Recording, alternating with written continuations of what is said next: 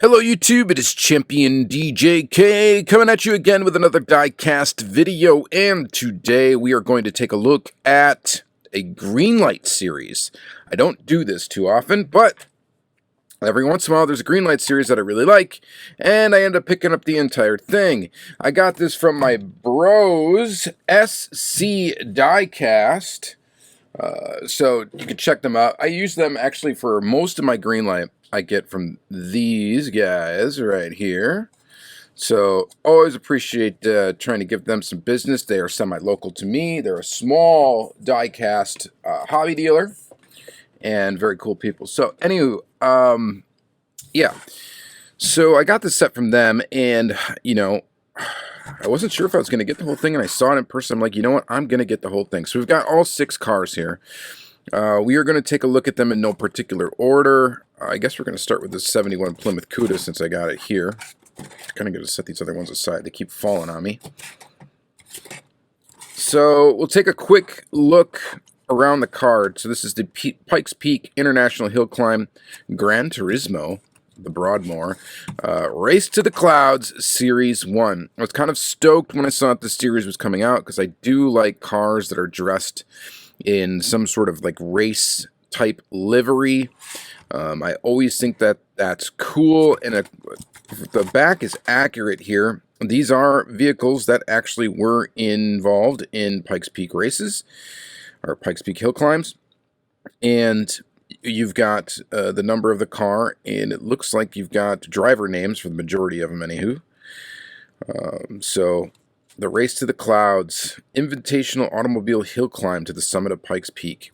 I imagine there's like just limitless stuff that you can do with this series. The first race was in 1916. It is 12.42 miles, 156 turns, and 14,115 feet to the finish line. Very, very cool. So this is a neat series from Greenlight. I was stoked, like I said, I was stoked when I saw that they were putting it out. And let's just get these open. 1971 Plymouth Cuda. This 1971 Plymouth Cuda, number 42, Jess Neal. So pretty cool. There's the car there.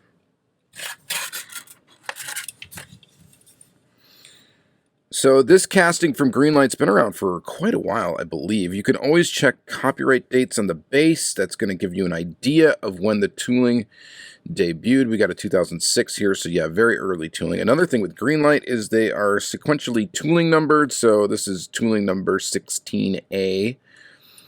So I think whatever the Challenger, right, and Cuda share the same sort of basic tooling. Man, this looks really good. We've got the number 42. It's black.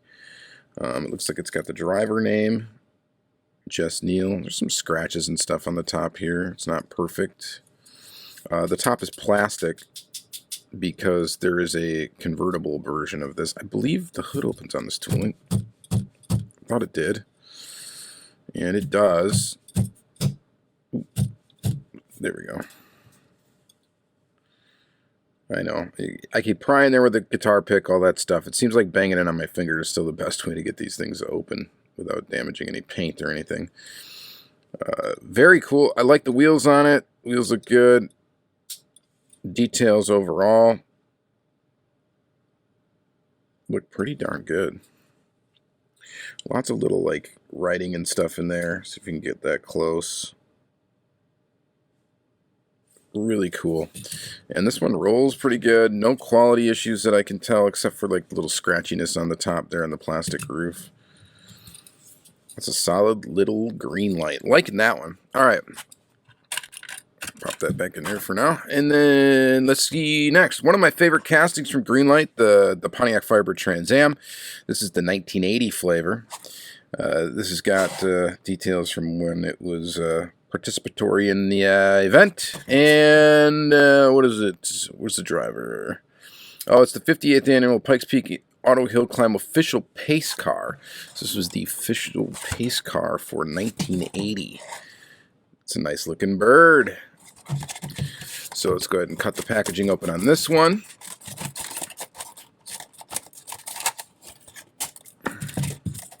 Get rid of that. this guy out and take a peek. So the neat thing about Greenlight packaging sometimes, so they're not really, sometimes for series they don't do unique packaging, so they save some money in this case.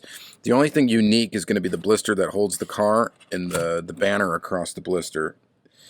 Everything else about the card art is identical for each card. So this casting always suffers from well, at least the newer versions of it. I don't know when they started having problems with it, but it suffers from like a lean. And yeah, like the stance on this is just wrong. So Greenlight's under new ownership and stuff like that, new leadership. Can you fix your Trans Am casting, please?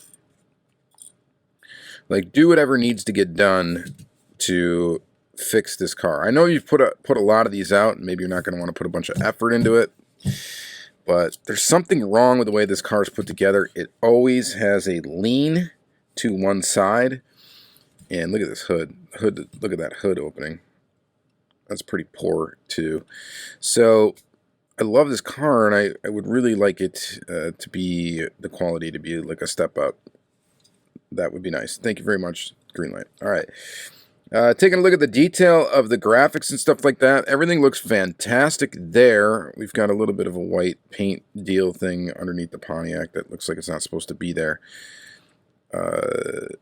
Everything else, the dashboard looks like it's sit very high in the window. I don't know if this interior is incorrectly.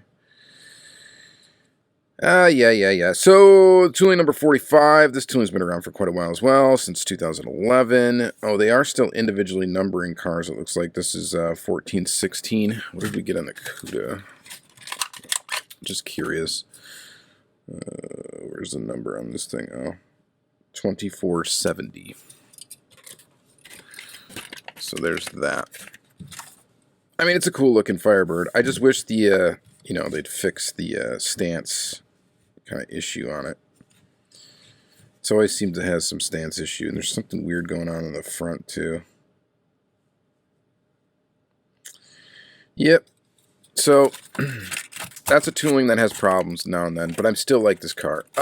Next is the 1994 Ford Bronco. This was number 17, Jimmy Ford. Colorado Quarries Incorporated.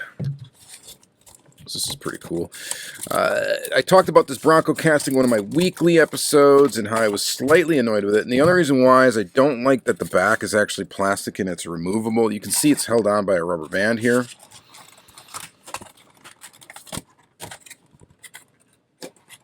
And I'll show you why. That's annoying here. Get the vehicle out. So, of course, with the rubber band on, this thing fits tight. It looks nice. It's good-looking tooling. All of that. But we got to take the rubber band off. Because if you leave the rubber band on forever, there is a chance it will deteriorate, and then you'll have more problems. But we're going to try to carefully take it off. And remove the back. Oh, hey, it's actually taped on as well. They went the further step of actually taping this on. I don't think I've ever seen that. I don't have every version of this casting, but hey, that's interesting. And for good reason they do that, because it doesn't click in. It doesn't do anything to like really hold it there. So that's kind of an annoying part about that. I don't like when they do that with castings that just have loose pieces. Not a fan of that. And I don't think it really is necessary to have this thing be removable. I think they just should have cast it right in, left it on. You know, made two different versions of the tooling, one without a top, one with a top. Something like that if they wanted to do a variation on it. You guys let me know what you think about that, but that's what I think. To be honest, like the more I get into 164, the more I get into 164 scale diecast, like I have not like way into it. The more I think about opening parts, the less I like them in this scale. 1023. This is a newer tooling. That's why it's got a higher number here, 183. And 2019 is the copyright date. It's cool. It's cool, though. I like it. It's good. Except for this. Not a fan of that situation. Put it back in there. All right. Next is this one. Maybe these last three are, I think, my favorite looking ones. This is the 1967 Chevrolet Impala. And what do we got in the back? Number 69. Nice. Bill Daniels. All right. Let's go ahead and get that open.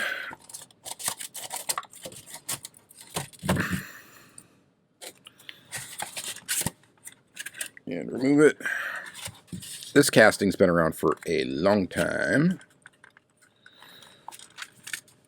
It's very tightly put into this blister. Wow. All right. It's got the steamroller tires. Opening hood. That doesn't... I'm afraid I'm going to break it. But there it is. And tooling's been around forever. 2005. Tooling number 4. So, yeah. Quite an early original Greenlight tooling. Color is beautiful on this thing. Basic kind of graphics with the number on the side.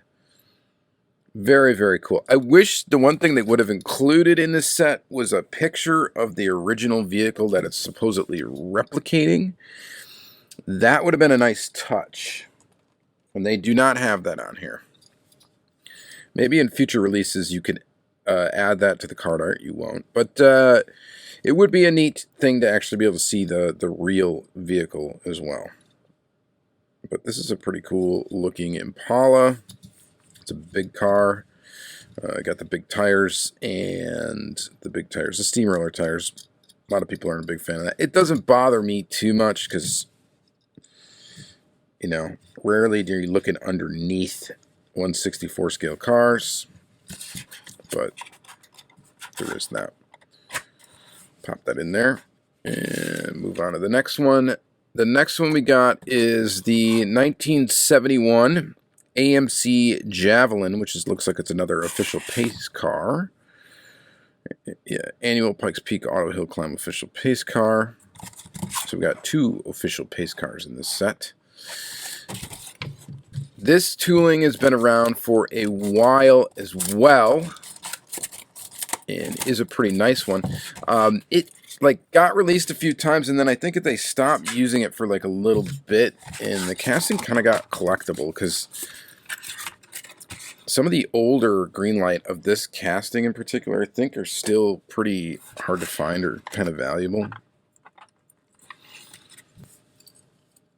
But always nice to see it again. Stance-wise, it looks okay. It just sits really down in the back. Kind of got like a gasser stance thing going on, which I think is pretty common for this tooling. 2200 is the number on there. Copyright date 2009 on the tooling, and it's tooling number 47 for those that care about that. Which probably not many of you do, but I think it's interesting. And then we've got the motor under there. Again, a hood that doesn't really open far enough to really get a good look at the motor. Ooh. Uh-oh. Look at that. Well, that just gives it character, doesn't it? We have a cracked back glass with cloudiness and fingerprintness in there. So, not a great example of quality control, this one. So, out of the set so far, I'm going to say, I mean, there's been an issue. No, I don't think there was any issue on this one. Was there an issue with the Bronco? I don't think so. We just don't really like that opening piece. This thing has some stance issues. There was something weird with this one, wasn't there? I don't know. Nothing major. But this one's got a cracked window. That's too bad. Car looks cool, though. Except for kind of the weird stance in the back, too. Like, it sits so down like that. That looks a little bit goofy. But other than that, pretty cool. I'm digging the series. Don't like quality issues, but it is what it is. 1957 Plymouth Savoy. This thing looks pretty cool. This is number 62, Joe Gibba. Gibba. Last one in the set. Let's go ahead and open it up and see what we got.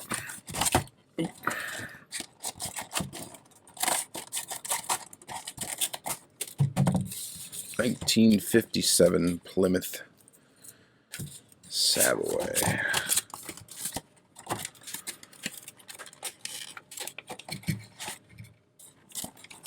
Pretty slick.